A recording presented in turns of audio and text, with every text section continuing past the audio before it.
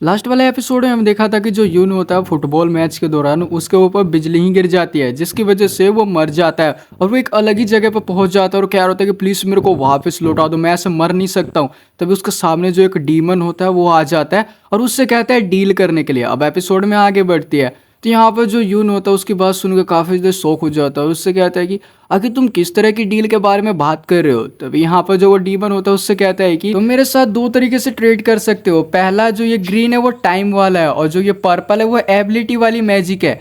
सबसे पहले मैं तुम्हें टाइम वाला एक्सप्लेन कर देता हूँ। तुम मैक्सिमम 10 साल से लेकर 23 साल तक पास्ट के अंदर वापस जा सकते हो। और मैं तुम्हें बता दूं इस दुनिया के अंदर कुछ भी यहाँ पर फ्री में नहीं है, तुम्हें इसके लिए यहाँ पर पैसे चुकाने होंगे। ये बिल्कुल पेड है क्योंकि जो इस वर्ल्ड के अंदर एग्जिस्ट करता है वो फ्री बिल्कुल भी नहीं है। यहाँ पर जो यून होता है वो कहता है कि अगर जो इसकी प्राइस है वो क्या है। तब यहाँ पर जो वो डीमन होता है वो कहता है कि अगर तुम जो पास्ट है उसके अंदर 1 साल पीछे जाते हो तो तुम अपना जो 1 साल है उसको यहाँ पर गवा बैठोगे। इसके बाद ये सुनने के बाद जो यून होता है काफ़ी ज़्यादा सरप्राइज हो जाता है। तभी जो डीमन होता है उसको कहता है कि अगर तुम यहाँ पर 23 साल पीछे जाते हो तो तुम्हारे जो लाइफ के 23 साल होंगे वो कम हो जाएंगे। लेकिन मैं तुम्हें एक बात बता दूँ, कोई भी नहीं जानता है कि आखिर जो वो पर्सन है वो आखिर कब मरेगा। अब इसी के साथ जो यून होता है उसको कहता है कि ये तो सच में काफ़ी ज़्यादा फैंटेसी बैलेंस है।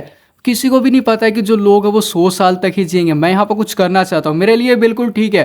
तभी वो कहता है कि जो तुम्हारी एबिलिटी है वो, अब इसी के साथ वो जो पर्पल वाला होता है वो बताने लग जाता है। जो ये पर्पल वाला है इससे मैं तुम्हें अपनी पावर्स को दे दूंगा। अब यहाँ पर उससे कहता है कि यून होता कहता है कि आखिर किस तरह की पावर। तो जो डीमन होता है कहता है कि वो पावर जिससे कि तुम कुछ भी अचीव कर सकते हो और जो दूसरों का टैलेंट है वो तुम खुद का अपना टैलेंट बना सकते हो, अपना ओन टैलेंट बना सकते हो। इसी के साथ जो यून होता है वो सोच में पड़ जाता है। वो सोच रहा होता है कि मैं बिल्कुल भी इसकी बातों को समझ नहीं पाया हूँ और जो ये एबिलिटी है उसको भी, लेकिन यह सच में काम करेगा। अब इसी के साथ वो कहता है कि तो ठीक है मैं यहाँ पर तुम्हारे साथ डील करने के लिए तैयार हूँ। अब ये जो डीमन होता है उसको कहता है तो ठीक है तुम मेरे को बताओ कि आखिर तुम टाइम में कितना पीछे जाना चाहते हो। तभी जो यून होता है उसको कहता है कि सच में अगर ये काम करता है तो मैं जाना चाहूंगा उस समय में। तभी हम लोग देखते हैं वहाँ पर एक ब्लैक रोशनी हमें दिखाई देती है। तभी हम लोग देखते हैं जो यून होता है वो वापस से यहाँ पर अपने पास्ट के अंदर लौट जाता है। उसी टाइम पर वो लौट जाता है जिस टाइम पर कि पार्क जी सियोंग के बारे में न्यूज के ऊपर बताया जा रहा होता है। वो टीवी की तरफ देखता है, तभी जो अपने हाथ होता है उसको हिलाने की कोशिश कर रहा होता है। और जो कैलेंडर की तरफ देखते हो वो कहता है कि मैं तो 14 साल पीछे आ चुका हूँ, यानी कि मैं यहाँ पर 10 साल का हूँ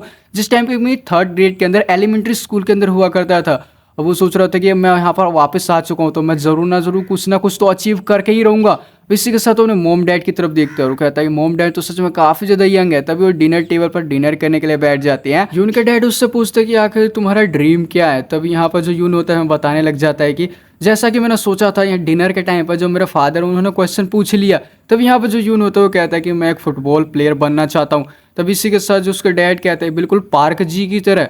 तब यहाँ पर जो यून होता है वो कहता है कि मैं वर्ल्ड का सबसे बेस्ट फुटबॉल प्लेयर बनना चाहता हूँ। तो उसके जो मोम डैड होते हैं वो काफ़ी ज़्यादा खुश हो जाते हैं। कुछ देर के बाद जो जून होता है वो बैठ के सोचने लग जाता है कि मैं वापस आ चुका हूँ तो मैं यहाँ पर कुछ ना कुछ तो अचीव करूंगा ही। अब इसी के साथ वो कहता है कि डैड जो हाइपरनोवा है वो कहाँ पर है। हाइपरनोवा में आप लोगों को बता दूं एक फुटबॉल है जो कि यहाँ पर ऑफिशियल 2002 के अंदर कोरिया एंड जापान का जो वर्ल्ड कप हुआ था उस फुटबॉल को हाइपरनोवा कहते हैं। और यहाँ पर हम लोग देखते हैं कि वो हाइपरनोवा को ले लेता है। अब इसी के साथ वो सोच रहा होता है कि जो मेरा हार्ट है उतनी तेज से पाउंड क्यों कर रहा है इस बॉल को हाथ में लेते ही। तभी हम लोग देखते हैं वो जो बॉल होता है उससे खेलने लग जाता है ग्राउंड के अंदर।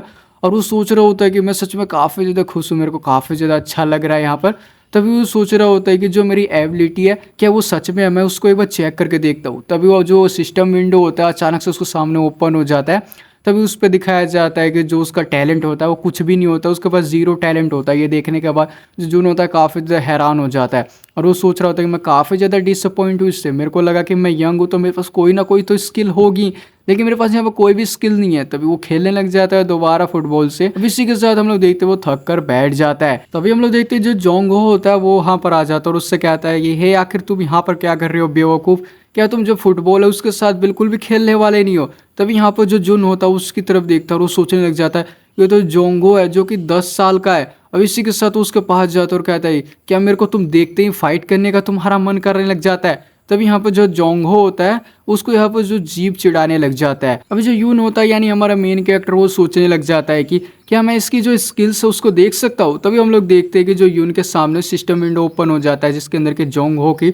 जितनी भी यहाँ पर इंफॉर्मेशन होती है वो दिखाता है उसके बारे में, फुटबॉल प्लेयर, और उसके पास एक पावरफुल माइंड रेंज होता है जो कि शॉर्ट होता है। और इसी के साथ अब वो जो सिस्टम विंडो होता है उसको कहता है कि अगर आपको इसकी स्किल्स को कॉपी करना चाहते हो तो इसके साथ कम से कम 60 मिनट तक तो आपको फुटबॉल खेलनी ही पड़ेगी। अब इसी के साथ जो यून होता है काफ़ी ज़्यादा खुश हो जाता है, वो सोच रहा होता है कि तो मैं इसकी जो स्किल्स है वो देख सकता हूँ। और इसी के साथ वो सोच रहा होता है कि जो जोंगहो है वो इतना जीनियस तो बिल्कुल भी नहीं है, कि मैं इसकी स्किल्स ले सकता हूँ। अब इसी के साथ जो यून होता है वो सोचने लग जाता है कि तो अच्छा यही जो डीबल की एबिलिटी थी जो कि उसने मेंशन करी हुई थी। और ये वाला एपिसोड यहीं पे एंड हो जाता है। आई होप आपको एक्सप्लेनेशन काफ़ी ज़्यादा अच्छी लगी तो चैनल को जरूर सब्सक्राइब कर लेना और वीडियो को लाइक कर देना। अगर रोज़ वीडियो चाहते हो तो प्लीज़ यार चैनल को अच्छा सपोर्ट दिखाओ। मैं मिलता हूँ आपसे नेक्स्ट एपिसोड में, तब तक के लिए बाय बाय।